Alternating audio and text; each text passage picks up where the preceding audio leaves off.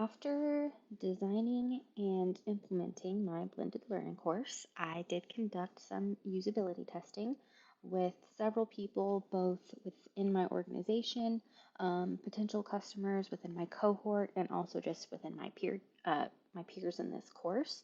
As you can see, several of them did become students themselves. Others simply reviewed the course without becoming a student. The main person I needed to contact for my usability testing was Ashley Burns. She is my direct manager at my organization. So if my course does become a project in my company, any of that content development work will have to go through her. So she was the most important person I needed to test my project. She gave me her feedback in the form of a Word document with some notes. Her feedback was invaluable, and for the most part, she really loved the flow and setup of the instruction and appreciated the Google Classroom setup. She also talked about how I incorporated a Google Classroom version of a piece that we have in our current program called Student Responses. The way that our learning management system is set up, we don't currently have a way for students to comment on each other's work. And the Google Classroom aspect of this, they can do that. She also appreciated that I pulled from a variety of sources, which, given our current learning management system, we cannot do that. We are simply tied down to what our company provides.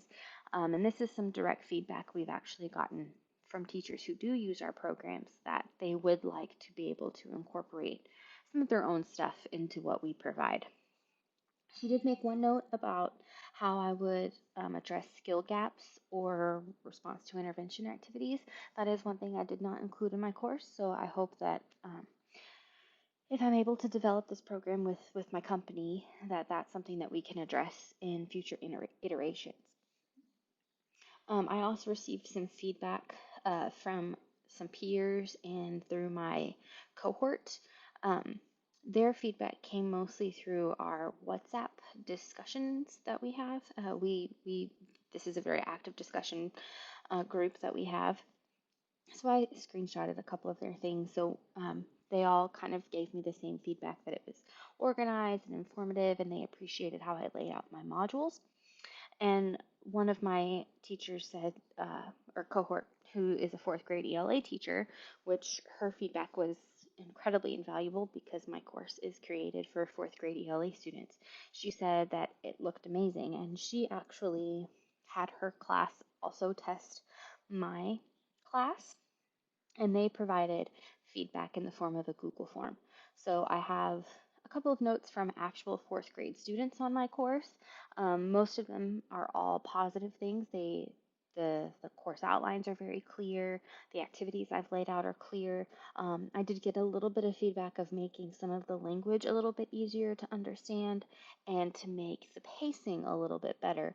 The way my course is set up now, all of the modules are kind of visible right away. And of course, that was because for this particular course, I had to show that I did all of those. In an ideal world, students would really only be seeing one module at a time. They did also leave some comments that they would like to see some due dates for things. And that was intentionally left out of my course because if my company were to develop content in this way, it would obviously be up to the teacher using our content to set up due dates and assignment deadlines, quiz deadlines, quiz release dates, that kind of thing. So I left that pretty vague in my own course design, but it was helpful feedback to know that students would like to see that. As I bring this back to my content development team at HMH, I know that will be useful information. So that brings me to kind of the compatibility issues between my company's LMS and Google Classroom. While creating my class on Google Classroom was super simple and it's laid out really well, I was actually able to sort of serve as a usability tester for compatibility between my company's platform and how we speak to Google Classroom. So we do have some functionality, but I definitely felt a little hindered in what I could add to Google Classroom and what I couldn't add to Google Classroom.